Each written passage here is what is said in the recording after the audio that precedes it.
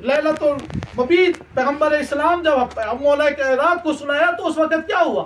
یعنی دونوں کے وزن میں، قد میں، چلنے میں، بیٹھنے میں، اٹھنے میں سب کچھ فرق نظر آتا تھا، سب کو پتا تھا کہ یہ امیر المومنین ہے، یہ پیغمبر ہے.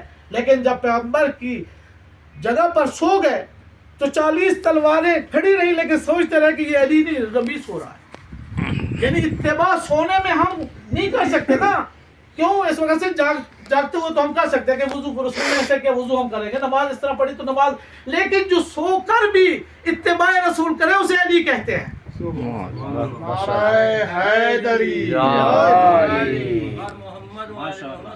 اللهم صل على محمد وعلى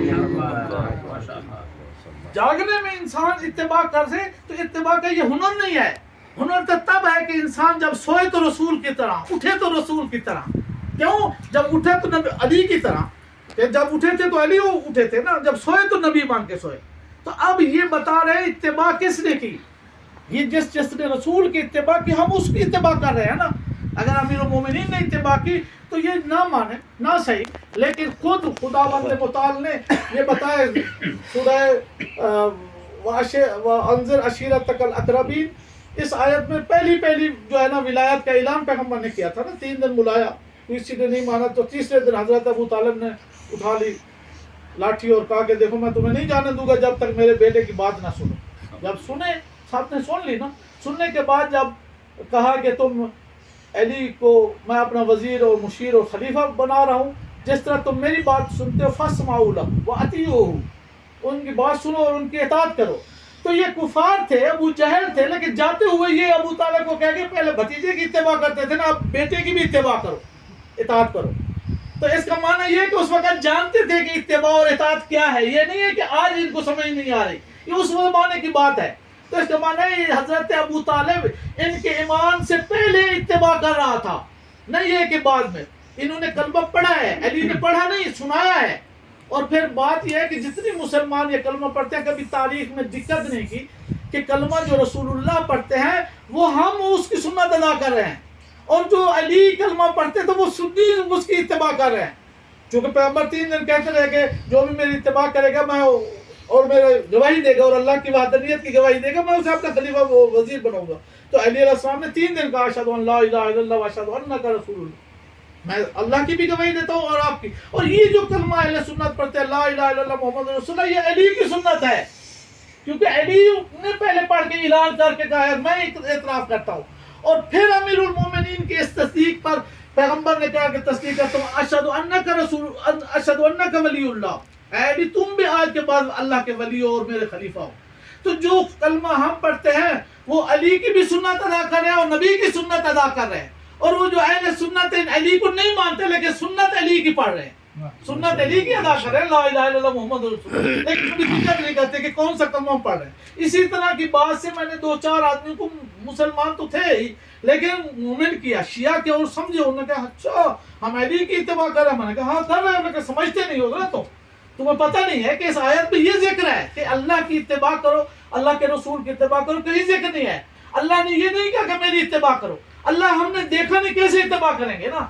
اتباع تو اس کی ہونی چاہیے جسے دیکھا جائے، جس کے پیچھے چلا جائے، جس کے نقش قدم پر چلنا چاہیے. اللہ نے یہ کلمہ نہیں کہا. کیوں نہیں کہا؟ یہ تو نہیں کہا کہ اگر مجھ سے محبت کرتے ہو تو میرا اتباع کرو. محبت اللہ سے کرتے ہو لیکن اتباع میرے رسول کا کرو. اگر ہم میں سے کوئی ایک کہہ دے کہ دیکھو اگر تم ثقلین صاحب کی بات مانتے ہو تو ان کی، میری بات مانتے ہو تو ان کی اتباع کرو، تو کہیں گے بھئی یہ کیسی بات ہے، آپ کی بات مانتے ہیں، آپ کی بات کے ساتھ آپ کا اتباع کریں گے. اس کی بات آپ کی ہو رہی ہے اور آپ اس کی اتباع کہہ رہے ہیں. لیکن نہیں، اللہ نے فرمایا کہ دیکھو میں تم تک آیا نہیں کہ تم کیسے مجھے دیکھو، میں دیکھنے والی ذات ہی نہیں ہو کہ مجھے دیکھو. یہیں سے خود اللہ کا ایک استدلال نظر آتا ہے کہ اللہ کہتے ہیں میں دیکھنے والی ذات ہی نہیں ہوں، مجھے تم نے دیکھا نہیں. اور جو یہ انوار الہیہ جن کو میں بھیج رہا ہوں یہ مظہر صفات الہی ہے. تمہیں اگر میرے صفات کا پتہ لگانا ہے تو انہی سے سیکھو. یہ رحیم بھی ہے، یہ کریم بھی ہے، یہ قادر بھی ہے، یہ عالم بھی ہے، یہ ظاہر بھی ہے، یہ باطن بھی ہے. یہ جو کچھ آپ سمجھیں گے یہ سامنے نظر آئیں گے. کیوں؟ صفات الہی کا مظہر ہے. اگر اللہ کی صفات کو دیکھنا ہے تو انہی میں دیکھو. یہ تمہیں تمام صفات جہاں جہاں ضرورت ہوگی، البتہ ایسا نہیں ہے کہ صفات ساری ایک دم نظر آ جائے، اہل بیت میں سے کسی نے کوئی صفت ظاہر ہوئی، کسی سے کوئی، کسی میں جود کی صفات، کسی میں غیظ کی صفات، کسی میں شجاعت کی صفات، کسی میں علم کی صفات، کسی میں چند صفات. ایسا نہیں ہے کہ ایک ہی صفات ہو، بانٹی نہیں کی، لیکن خود ایک ہی معروف ہے جملہ کے ائمہ معصومین کے جو القاب ہے وہ الگ الگ ہے، بنیاد ہیں الگ الگ ہیں، لیکن نام سب کا علی ہے، سب کا محمد ہے. ایک حدیث ہے جو حدیث کرسی کے جس کو ہم پڑھتے ہیں، لیکن آج میں اس محرم میں گیا تو ایک بہت پرانے عالم اہل سنت کے تھے، وہ سید عبدالستار موسوی اس کا نام تھا. سید عبدالستار موسوی ہندوستان سے وہ مہاجر تھے، لیکن وہ ہری پور میں رہتے. تو اس نے مجھے کتاب دکھائی، اس پہ کتاب میں عجیب جملہ میں نے دیکھا، اور اس جملے سے میں آج آپ کو بتا رہا ہوں کہ شاید آپ بھی تحقیق کریں، محقق ہیں، کہ یہ تو ہم تو پڑھتے چلے آ رہے ہیں، سنتے چلے آ رہے ہیں، دیکھتے بھی ہیں کتابوں میں کہ اولنا محمد، اوسطنا محمد، آخرنا محمد، کلنا محمد. لیکن یہ میں نے نہیں دیکھا تھا اولنا علی، اوسطنا علی، آخرنا علی، کلنا علی. اچھا اس کی دلیل کیا ہے؟ اس کی دلیل بہت پیاری دلیل یہی ہے کہ جب امام حسین علیہ السلام سے کسی نے کربلا میں کہا کہ تمہارے پاس کتنے علی ہے، کتنے بیٹوں کا نام تم نے علی رکھا ہے، تو امام نے تبسم فرمایا کہ کہا کہ لو اتیت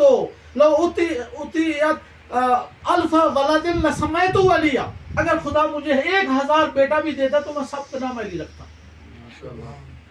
ایک نعرہ تو لگا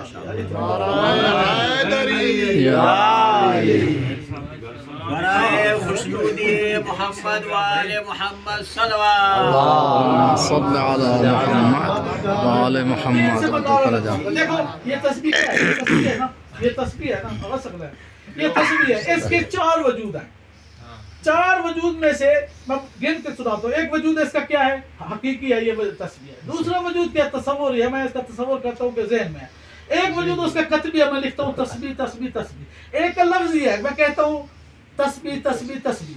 تو یہ 4 وجود ہو گئے، کتبی، لفظی، تصوری اور حقیقی. اب ان میں سے 4 وجود میں سے اگر میں صرف تسبیح نہیں ہے میرے پاس، میں لکھتا رہوں تسبیح وجود میں